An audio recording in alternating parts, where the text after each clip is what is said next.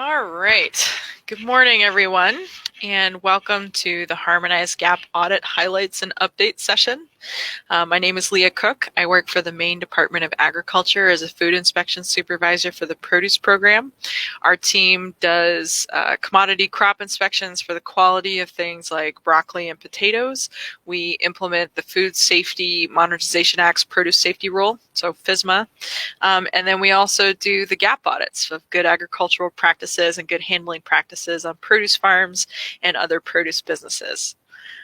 Today we're going to talk about a bunch of harmonized GAP stuff. We're going to try and dial into some of the key concepts that are important to understand in order to successfully pass an audit. These are areas that we've run into some problems with, or not problems, but we've run into places where people could use a little bit more of the understanding of the reasoning behind some of these things that are required, and that's what we're trying to do today.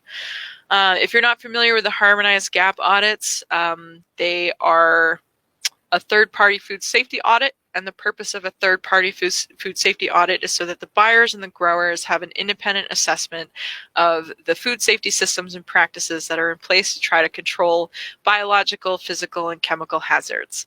Having someone else come and do it is an independent check of whether those systems to control those hazards are current, functioning, and adequate, and whether they're complete. And they're all against a published objective standard. So we have standards that we work against as we go and evaluate this. I'm going to move quickly through some introductory stuff so we can spend more time in some of these key areas. But the USDA offers 3 levels of food safety audits for farms and produce companies. So the basic GAP audits for the good agricultural practices and good handling practices require those basic food safety practices on farms. And they're designed to be accessible to the entry-level participant. So they're well suited for a lot of smaller farms or farms who are newer to having food safety systems.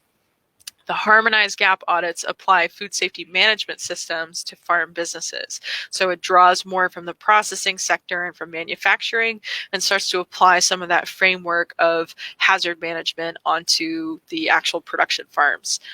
It's also designed to align with FSMA's produce safety rule, so covering some of those regulatory requirements folded into having your third-party audit. It is not the same as an inspection, but I'm not going to get into that too much here. And then the third layer is the Harmonized GAP Plus audits, which add an additional layer of that hazard management that are required for more global markets. So this may be things like pesticide residue levels for other countries you may be shipping to, just additional levels that are benchmarked against that Global Food Safety Initiative audit standards. So anywhere you are in the world, is this going to be comparable? The Harmonized Plus audit has been accepted as equivalent to GFSI audit schemes. Every USDA GAP audit has a couple of similar elements. So there's a public checklist that auditors use. So you can see the same checklist that any of our people are using or any USDA auditors using anywhere in the US as we go through and we complete these audits. The scoring criteria is published for what determines whether the audits pass or fail. So you can understand that on your own as well. They all list the conditions that would cause an audit to fail automatically. Something that is true for all GAP audits is that you get to choose which scopes you want to do for all 3 of these levels. So you can choose whether you want to focus on the field operations or the post-harvest operations. But no matter what you're doing, there are general questions that are going to apply to every operation that are the foundation for all the food safety systems. So those will be assessed for every audit. You have a choice of which crops or locations you want included in the scope of the audit. So if you decide, I just want to do my sweet corn, that's fine. We'll just look at your sweet corn. If you say, I only want to do these 2 fields of sweet corn, that's fine. We'll only do those 2 fields of sweet corn. But you need to determine what scope that is that you want us to do. And then every GAP audit, you have to get an 80% minimum passing score of all applicable questions in order to pass. They set that threshold for what's pass or fail in that component as well. So you can't just be losing small amounts of points everywhere and not have a complete food safety system operating.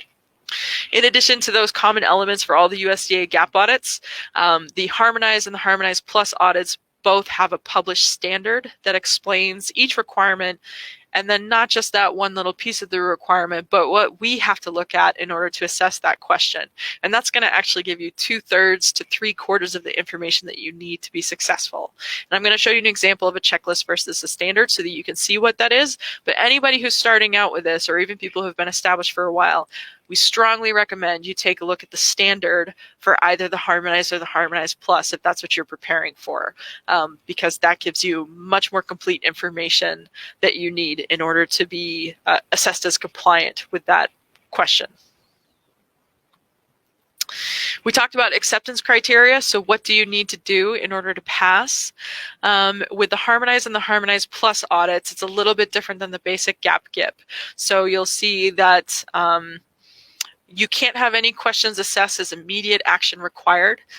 We would have to assess something as immediate action required if there's something that is an active food safety imminent health hazard happening while we're there. That could be falsification of records. It could be, you've got a sewage leak going on that's really gnarly and getting into stuff, or even people not washing their hands, going to handle produce and not having it addressed by farm management. Okay, so those are laid out as well in some of that checklist as what would be an immediate action required. As you see, falsification of records is one of them, but you can't pass an audit for food safety if you've got something that's an imminent health hazard happening while we're there. Something that's different about the Harmonized and the Harmonized Plus audits is that there are mandatory questions. There's a column that's used to denote that, and anywhere there's a black dot, that is a mandatory question, and it has to be assessed as compliant in order to pass the audit. You have to have performed all of the risk assessments that are required, and we're going to talk quite a bit about that. And if you were previously audited for a Harmonized or Harmonized Plus audit and you had corrective actions needed on questions, whether they're mandatory or not, you have to have addressed them and then followed whatever you said you were going to do to address those by the time we come back. So we will come with those and we will ask about those and we will double check to say, did you follow whatever you said your corrective action was going to be for this item? And then again, at least 80% of the questions that are applicable have to be assessed as compliant in order to pass. So what does this look like? This is an example of a checklist. It goes on and on and on. It's lots of pages, but you can look through it at your leisure. You'll see a couple of things going on here. So there's a requirement number, like a question number. There's what the requirement is. So something as simple as a documented traceability program shall be established. As you'll see in the next slide, that is just the beginning of what's required by that one question. So you don't want to prepare by using the checklist. The checklist is fine to sort of, do a self-audit and double check against it, but it's not totally descriptive for what you need to do to meet the requirements of that question. The documentation column is going to use an abbreviation to tell you, do you need a written policy and procedure, for that WP? Do you need a record that shows that you took an action that was required? Or do you need a risk assessment? So that's one to keep an eye out for, especially for those A's for the mandatory risk assessments. That next column has which questions are mandatory. And then the next block of columns is for us to assess the question and say, is it C, compliant? Is it CAN, corrective action needed? Like you need to do something, you need to correct something in order to meet the requirements of this question. Is it IAR for immediate action required? Or is it NA for not applicable? And then finally, we have a column for auditor comments. Some of those we're required to do, whether it's compliant or not. Things like water tests, we have to record what the dates are and things like that. But any question that's answered is not applicable, we have to put a comment about why it's not applicable. And any question that is corrective action needed or immediate action required, we have to put a note in there that describes what's going on with the situation.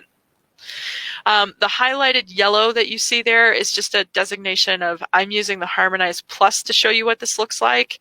But if you were just doing the Harmonized audit, you wouldn't be answering those questions that are in the yellow because those are the Harmonized Plus questions. Anytime you see the lowercase letter after the question number, that's going to show you that it's a Harmonized Plus additional layer for that global food safety initiative equivalency. So that's a look at the checklist.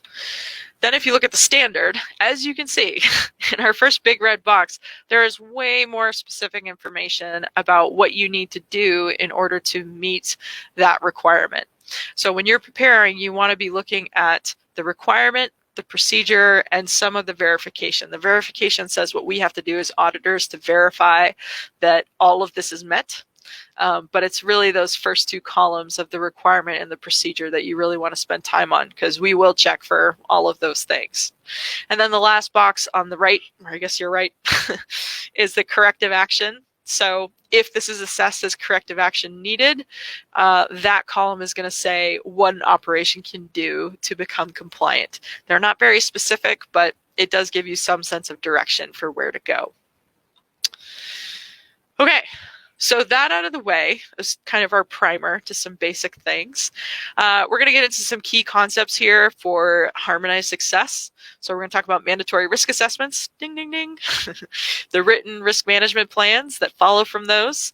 We're going to talk about the trace back and trace forward exercises that dovetail with our mock recall. We're going to talk about water tests because we always talk about water. And we're going to talk about water system descriptions because it's relatively new to many of the produce farms who are transitioning to doing a harmonized or harmonized plus audit who haven't been FSMA inspected. So that's what we're getting into. So we're going to dive right in. All right.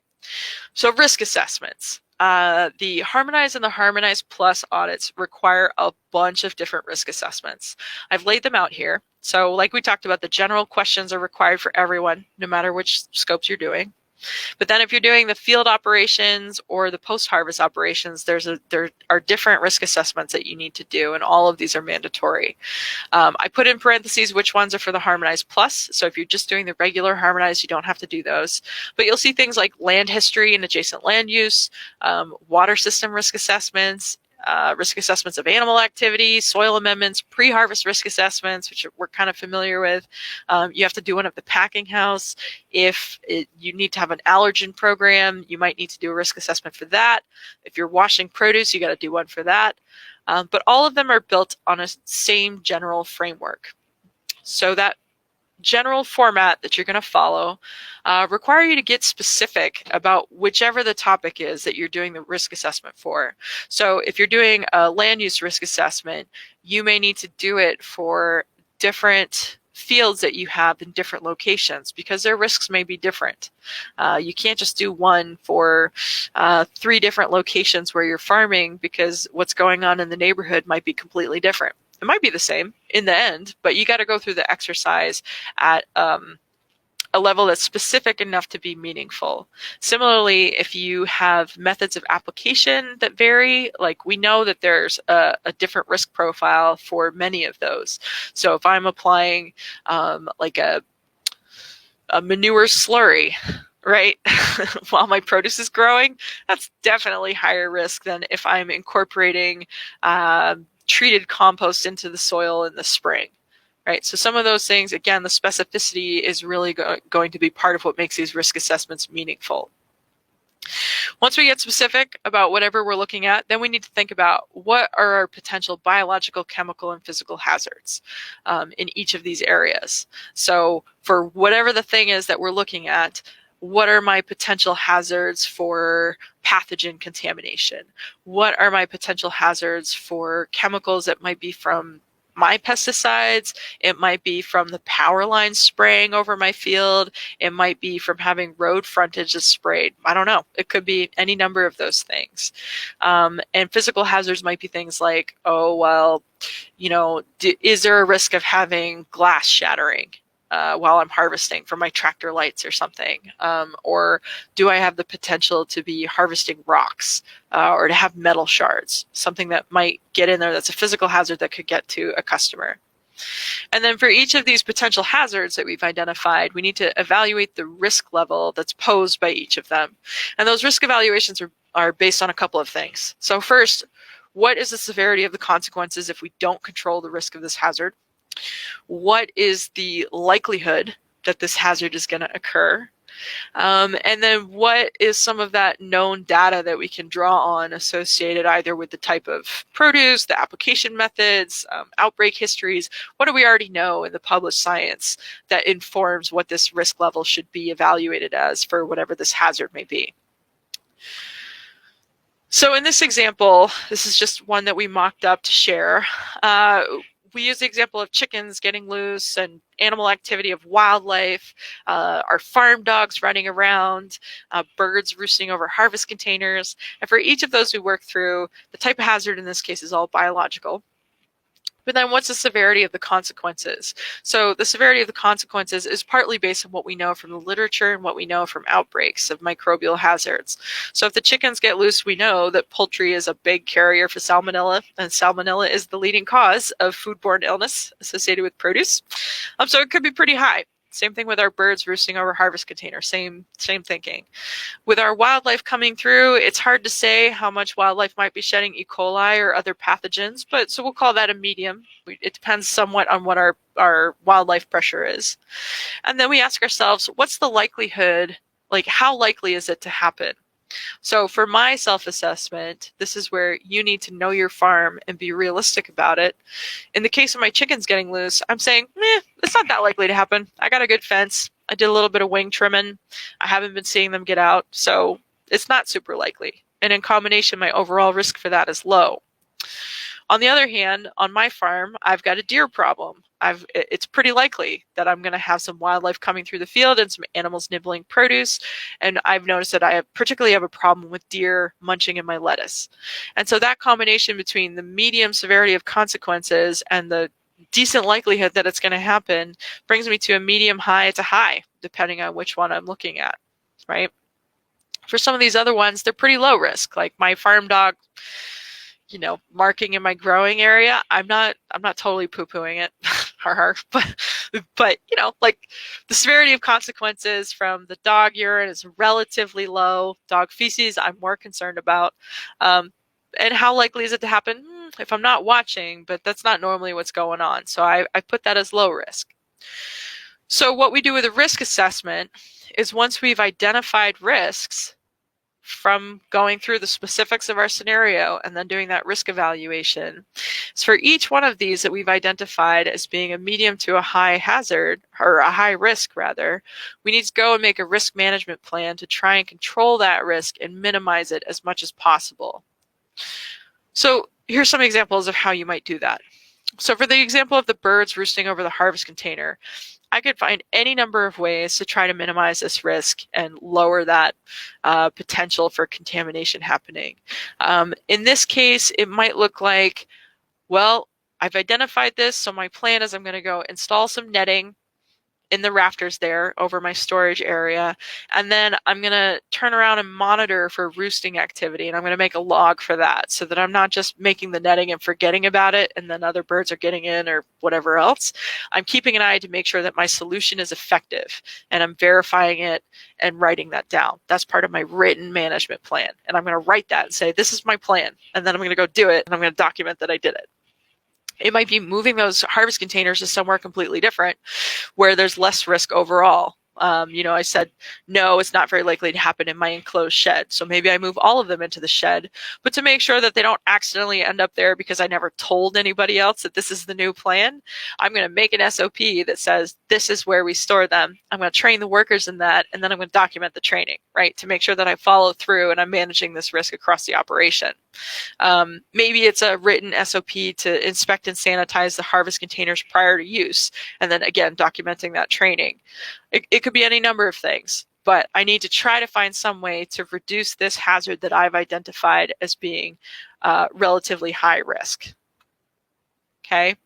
For my wildlife coming through, similarly, there's any number of ways that I could address it. I'm probably not going to fence my entire farm. If you have a smaller farm, you might be able to do that, but in my imaginary farm, that is not practical for me or for my budget. So I'm going to manage that other ways. In my risk management plan, I'm going to not just say that I'm going to go monitor the harvest area for animal activity. I'm going to make a plan where I'm going to inspect that for contamination prior to harvest. Every time I'm harvesting, I'm going to identify areas that are not to be harvested. Or I'm going to train workers in a written SOP that when we find contamination, or the nibbling of the deer or the droppings, like I'm going to set like a distance that they have to not harvest around that. Or maybe I'm going to have a flagging system where they have to flag it.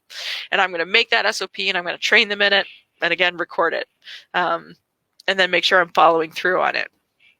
Maybe my response is to create a written procedure to apply coyote urine to the headlands and then reapply based on what my wildlife monitoring logs show, and then document when I applied it. I don't know. It could be any number of those things, but you got to make a plan for whatever risks you identified in your risk assessment. And again, those risk assessments are mandatory. So you do the mandatory risk assessment. If you identify a risk, you turn around and make a plan for it in some way, shape, or form. There are a couple known risk factors with produce that vary on the spectrum from relatively low risk to relatively high risk. So some of these that you may already know about, we've talked a little bit about like your water application method for either chemical sprays or irrigation. It's going to be higher risk if it's overhead and direct contact with the crop versus going through the soil. Some of you may be familiar that there are crops that are identified as high risk by the FDA because they are the most commonly associated with foodborne illness outbreaks. Those are listed there as the lettuce, tomatoes, melons, cucumbers, peppers. There's another tier down that includes other things that I don't really want to speculate about. But your lower risk crops are things that are generally going to be cooked before they're eaten because there's a kill step for pathogens. That doesn't mean that you're totally absolved of any risk management for things like chemical hazards or physical hazards, but again, it's a spectrum of how we're evaluating this risk. Soil amendments, again, if we have treated compost or we have treated manures or chemical fertilizers, those are lower risk for microbial hazards or biological hazards.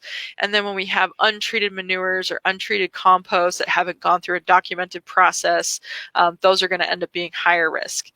And then water, we always talk about water, but that municipal water, that's the town or city water, is going to be considered the lowest risk because they have to comply with the Drinking Water Act and they are regulated to meet that.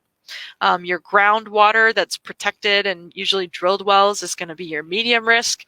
And then your surface water, that's the streams, rivers, ponds, dug wells down to 30 feet below the surface. That's all influenced by surface activity, which can include heavy rain events, lateral leaching, just whatever's going on in the watershed can make its way into those bodies of water. So those are higher risk, and that's why we have the testing frequency that we talked about, or we will talk about in a little bit. So all of that goes into your risk evaluation. If you need help with your risk evaluation, call us up or call Cooperative Extension.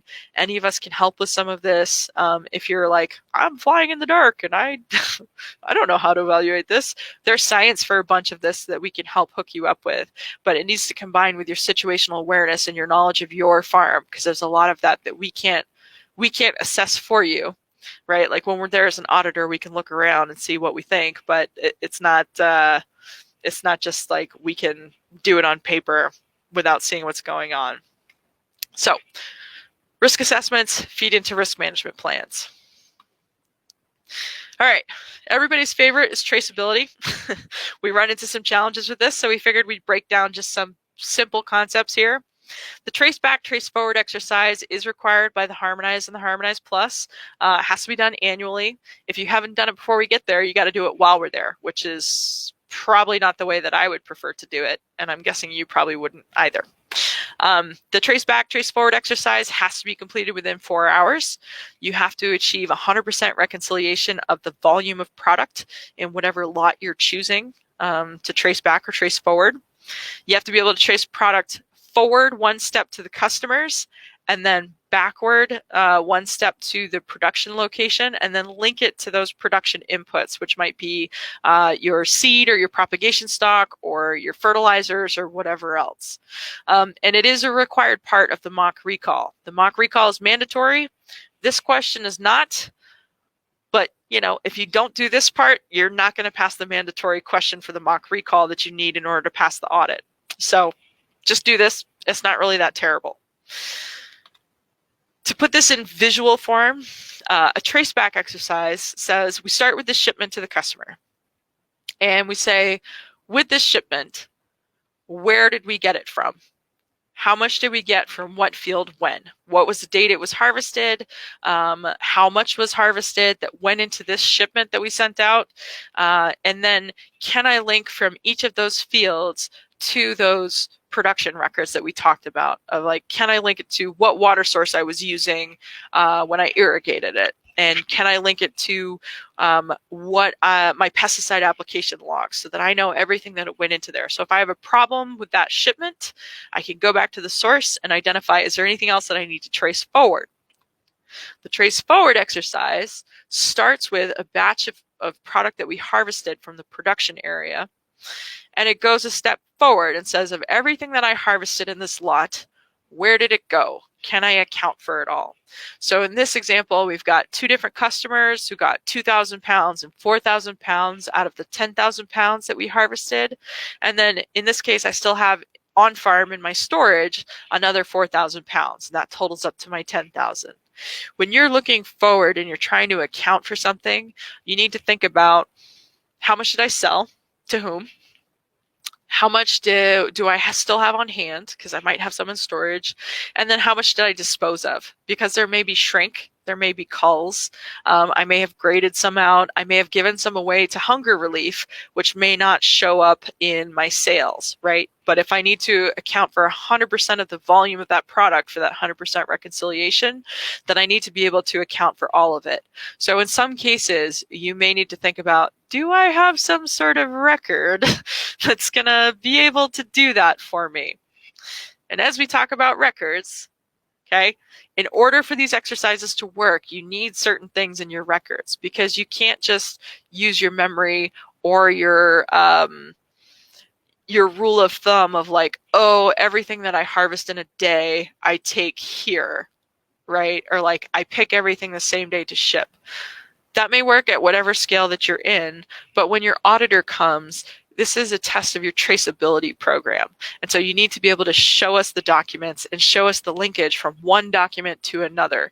And that's one of the probably most confusing areas that we run into as auditors. And there's a lot of different systems out there, but that would be one place that almost everyone can work on improving some.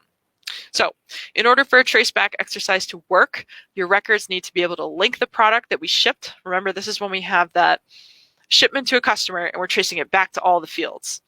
So we got to be able to link the product shipped to when and where it was harvested. Those harvest records need to show the date and the quantities harvested from each production area. This is a general requirement of the traceability program for the Harmonized Audit, so it's not specific to this question, but your traceability system needs to be set up to be able to do that.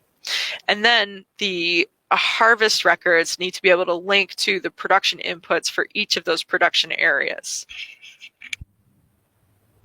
For the trace forward exercise, again, we have that lot of product that we harvested, and now we're tracing, where did all of that go? Can we account for all of that volume? For that to work, again, we need to show the date and the quantities that we harvested from the production area. We have to link those harvest records to the customer shipment record, and this is true of both of them. If I don't have some sort of linkage between those records, like, I can try to use logic, but that's not what I'm supposed to do as an auditor. Yes, I need logic, but I'm supposed to be looking at the documented traceability trail. And then we need to document how much of that product was shipped, how much was disposed of, and how much is still on hand, which we just talked about.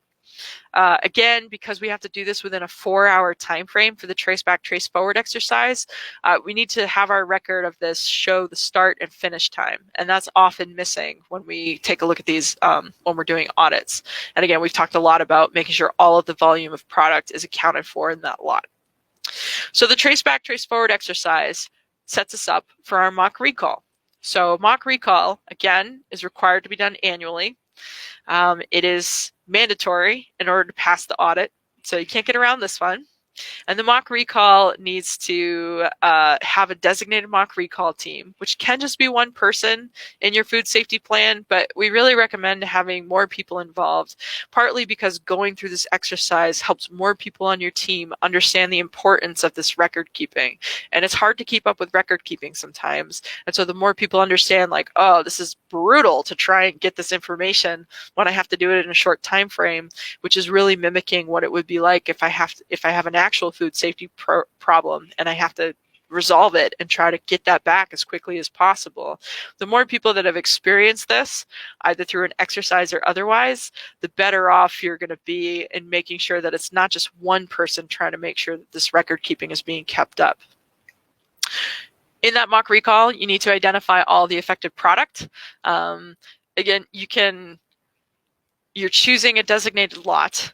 And when you choose that designated lot, you need to be able to trace it, whether it's forward or back, to figure out how much has been affected by this problem. And again, think real world. If you've got a food safety problem where a customer has called you up and said, our customers are experiencing this gnarly side effect of eating your produce, you're going to want to know exactly how much product is affected. The other reason you want to know how much product is affected is because if you can't narrow it down, you're going to have to recall everything, right? Like the big romaine lettuce recall, right? They couldn't identify where it came from, and that's how we got a nationwide recall for just romaine, an entire commodity. So your record keeping gives you the specificity so that you can identify all the affected product. The mock recall, as part of that, you need to verify the contact information for all customers who may have been affected and for the relevant public health authorities. And for produce, that's going to be us. So you can pull our contact information from this or give us a call. We're on the internet as well. But we would be the relevant public health authorities for produce in the state of Maine. And a mock recall needs to include a successful trace back and trace forward exercise like we talked about, and you have to document the mock recall. So not just being able to trace record to record, but document the exercise that you just did for a mock recall. I do want to make a note that you can choose the reason for the scenario, like that can be hypothetical. So if you say, oh, in my scenario, I'm deciding that, I discovered that there was a bird nest that went through my packing line and I didn't know about it. Whatever your reason may be, that can be as hypothetical as you want, but you have to use real product data. You have to choose a real lot of product and then trace it in forward and back. And again, the purpose of this is to test your system and make sure that you can retrieve product, you can identify where it came from, and you can figure out what is the extent of a problem if there is a problem. But just want to make sure everybody knows that it's not hypothetical amounts and hypothetical customers. You don't get to imagine that part. You can imagine the reason for the mock recall. You can use any template you want or no template at all to do a mock recall. This is something that works for me when I've had to do recalls or voluntary market withdrawals in the past. So I choose whatever lot it is that I want to take a look at. I'm going to drop in some of that information from my trace back exercise because I like to have it on one page. And if I'm ever in a real world situation, it's going to help me to have some of that identifying information jotted down as I'm going through the whole process.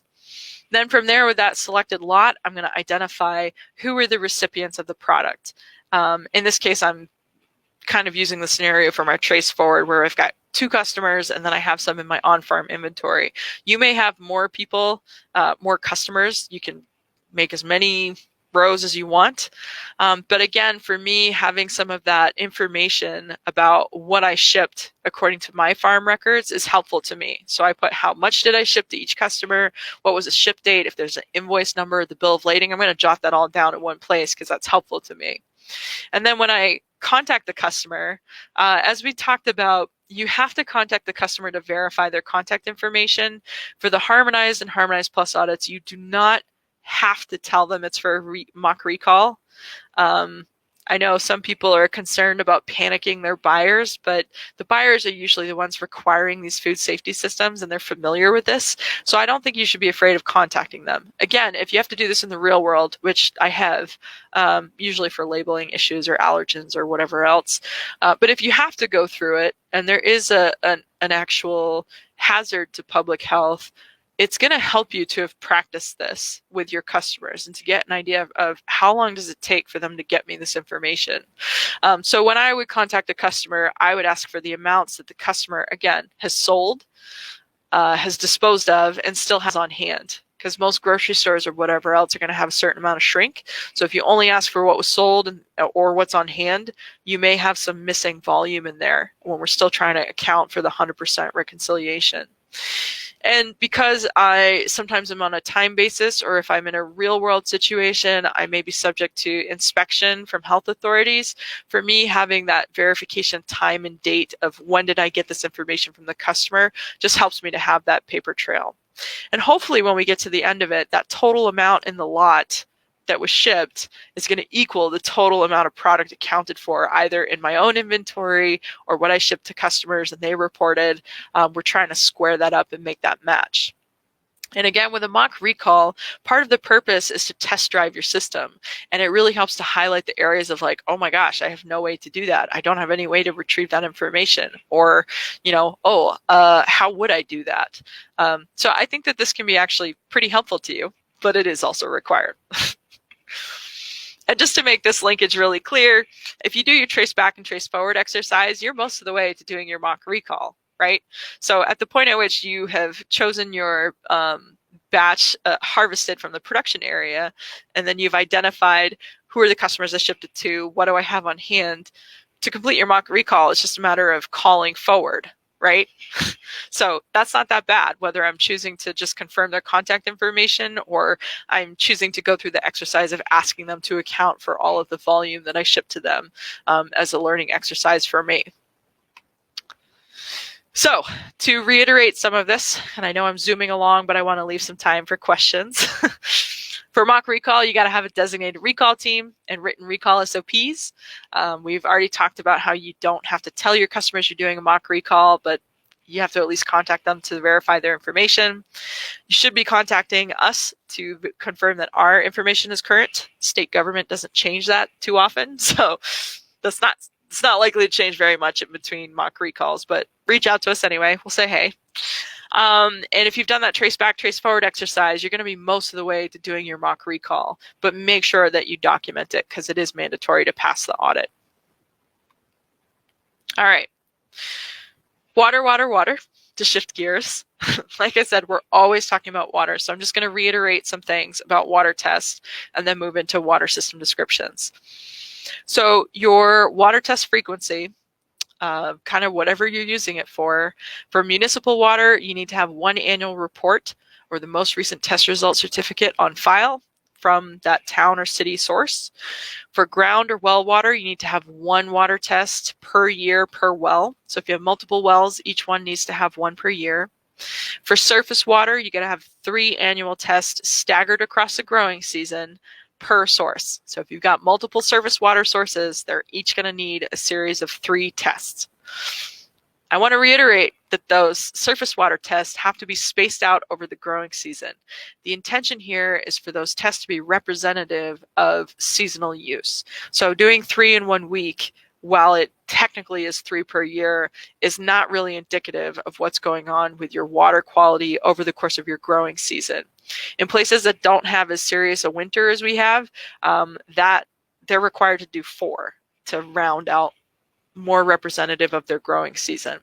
So for your surface water tests, do 1 as soon after planting, like once you get through planting and you start seeing stuff come up, do a water test.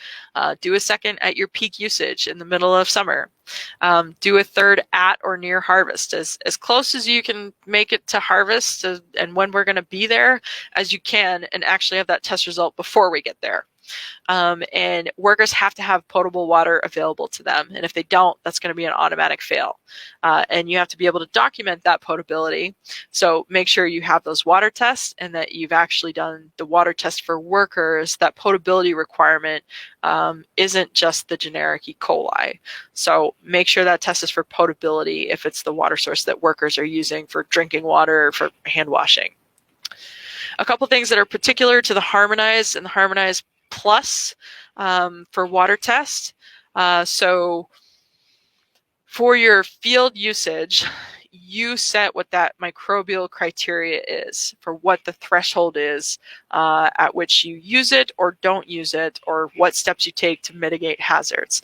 A lot of people use that 126 CFUs of generic E. coli per 100 milliliters. That comes directly from the recreational water standard. And it's there because if you're swimming and you're drinking the water, you might get sick from microbes. So that's where that threshold comes from. If you can swim in it and get sick from drinking it, that's not a bad place to decide maybe we want to hold off on applying it to our lettuce, or maybe we want to treat it before we apply it, whatever we're going to do as our plan. But You set what that threshold is in your plan, and we check that you are following what's in your plan. So if you put something in your plan, make sure you're following it, because that's what we're going to hold you accountable to. For water that's used post-harvest or for hand washing, you don't have a choice about that. That has to be zero detectable generic E. coli. That's aligned with the produce safety rule, and it's pretty standard for food safety across the board. So that's the deal there. Something that's different about harmonized water test versus the basic GAP GIP is that you have to use a GLP lab for the water test. So usually that means an accredited lab, but you can ask the lab that you use if they use good laboratory practices, which is what the GLP stands for, and if they are third-party audited. Is anybody doing a check of that to verify, just like we do for food safety on produce farms? Is anybody doing that for them for their lab practices? You got to have those water tests done before your audit. If you don't have records, you have 24 hours to get them to us. And if you don't get them to us within 24 hours, then you are out of luck on that question. We can look back a calendar year. So if we come in September and you usually test your water in June, July, if we come in July and you usually test in June, July, and September, we can look back to the previous September, but you're usually better off to have your water test in the growing season that we're in. And then a really important point that has come up particularly in this drought year, but comes up in other years as well. You have to have water tests before you use your water to spray or irrigate something. So if you are thinking that you might use a water source, do your water test. And if you don't do your water test, do not apply that water to your product. If you do, and it's included in the scope of your audit, like you may have to have that field removed from the scope of the audit, or you may have to have that crop not listed on your certificate. So we don't really want to have to work through those. I mean, we will work through those things, but we don't want to get in that situation. And so the best thing to do there is, if you might use that water source, go ahead and test it. All right. Now for the fun and games of water system descriptions, which is going to get colorful in a second. The water system descriptions are something that is mandatory in both the field operations and the post-harvest operations scopes. So whether you're doing either or both, you're going to have to do a water system description. They're not really rocket science. They're a little bit less familiar to the produce sector, who may not have been required to really list their plumbing anywhere, but some places have it from NRCS funded projects for irrigation or whatever else. But a water system description needs to include some sort of written description of your water sources, the permanent fixtures, which are things like valves or wells or returns or above ground features that make up that whole system, and the flow of the water system. So the direction that it goes, if there's any reservoirs or recirculating tanks or whatever else it may be for returns, that needs to show up, right? So it's like an overall description or picture of what's going on with your water system. They can be in a bunch of different formats. So it can be a map. A lot of people print off Google Maps or their NRCS maps, and then they write on them. It can be a photograph or a series of photographs. It can be drawings. It can be written text. Any combination of that, that's all fine. As long as we can use it to go find anything in the field, that's great. So think of it as you're making essentially a treasure map for us, and then we're going to see if we can follow it. Part of the reason for doing this is to think about when you have to map out all of this information for your water system description. It's really making you identify, oh, do I have some sort of protection on my water source if I'm pumping from something? Do I have places that may end up being a hazard? Do I have places that I need to take a closer look at on some sort of regular basis? So it's a tool for you as well as its accountability to an external auditor. These don't have to be fancy. You see my lovely example here in Crayola. It could be this simple. It doesn't have to be to scale. So this is an example of, I got a farm pond, I've got a pump, I got a check valve, I got a buried line, going to a center pivot. And that tells me some things about an auditor could follow that, but it also tells me like, like my check valve's kind of close to the road. Maybe I want to check where my buried line goes under the road after I've been hauling, bulk trucks full of manure over it for 10 years. It might be good to just check up on it, make sure it's not cracked or leaking, but it can be as simple as that. For a packing house, it looks a little bit more complicated, but it's still not that bad. What we've got is a well coming into like a utility closet. We have a backflow prevention device and all the protecting the well source, but we also have a bunch of backflow prevention devices that we've put in line to protect our actual piping system from the different down connections.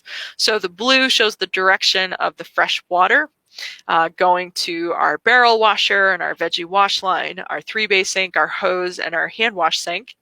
And then the purple shows our gray water. We've got some subfloor drainage going. We've got some trench drains. We show where it goes to gray water. And we also see our cooler condensate being plumbed to go into the gray water. So that gives us a lot of a map. And again, going through this exercise is going to give you a lot of information that it may take a little while to put it together, but it's going to definitely give you eyes on a scene and manage a bunch of risks that you might not otherwise see. So we've zoomed our way through kind of 3 major topic areas, and there's a ton to learn. This is just the beginning. Again, this is trying to explain some of the framework and the background for some of these things that are required by the harmonized audits. So not just like going through the motions, but understanding where it comes from. There's other resources out there. Our web pages have a lot more about the 3 different levels of the GAP audits, including the checklist and the standard is linked. We've got some records templates and things like that. So that's kind of a great starting point to jump onto. Our team also reviews food safety plans for free when we have time in the winter and the spring. So if that's something that you want to do, like when you guys are busy in the growing season, so are we. We're in our field season as well, usually out on your farms. But a lot of people who took us up on that this spring, it made a noticeable difference in their audit. And we don't have the same person do the review as does the audit. So you have a fresh pair of eyes when it comes to the audit day. And that means we can kind of workshop and give feedback more freely when we're doing that food safety plan review. So if that's something that you're interested in, email us or call us, preferably in the winter and spring, and we'll try and help you out. And then there's other places that have templates and manuals put together. So the Carolina Farm Stewardship Association has done some work actually in cooperation with the USDA. They made a manual that helps break down a bunch of these different questions into some plain English and explain them more. They have records templates. They are also doing an in-depth webinar in February on the different scopes. Some people took that last year and found it really helpful to them in getting ready for an audit. So check that out. Penn State Extension also has templates and primers on how to write a food safety plan. So their resources are linked there. Those are also linked on our web pages. And zooming right into news and updates, there's just 2 major things that I want to talk about here. So the first is that there has been funding made available through the Risk Management Agency to make Harmonized and Harmonized Plus audits free for a bunch of different states, or farms in a bunch of different states, and Maine is one of them. And that's been in place for the last couple of years. And we've had confirmation that that will be available again this year until those funds run out. So bear in mind that there are 15 some odd other states who are drawing from the same pool of funds, but they have said they anticipate that those harmonized costs will be fully funded for Maine through 2021, which means that if you want to go through a learning curve, this is a great time to do it because it would essentially be free. And then another major update is the USDA is finalizing major revisions on their GAP Plus or their Harmonized and their Harmonized Plus standard.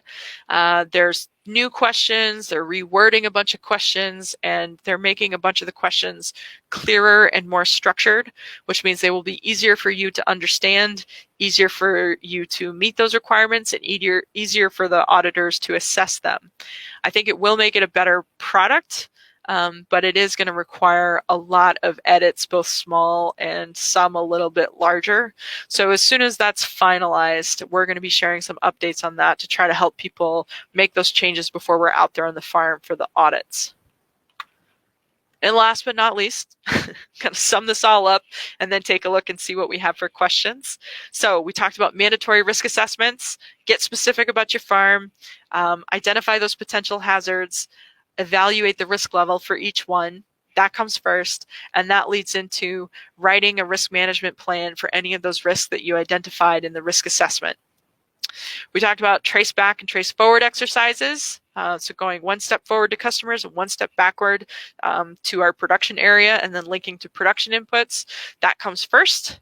And that gets us most of the way into doing our mock recall, which doesn't have to be a ton more than what we did in our trace back, trace forward, but it needs to be documented, and we want to try and have our team put together, and we need to make sure we're contacting customers and the public health authorities at the very least to confirm their information. Water tests, punchline is always the same. Get them done on time, do them in season. Make sure you're using a GLP lab for harmonized audits. And then the water system descriptions, use whatever format works for you so that we can find the features and we can see what the flow of the system is. And with that, I'm going to wrap up. Our contact information is there. You can also message me on the Whova app. You can email me. You can look us up on the Department of Ag's website, and we're happy to help however we can. So just give me a second to close out of this, and then we will switch to taking your questions.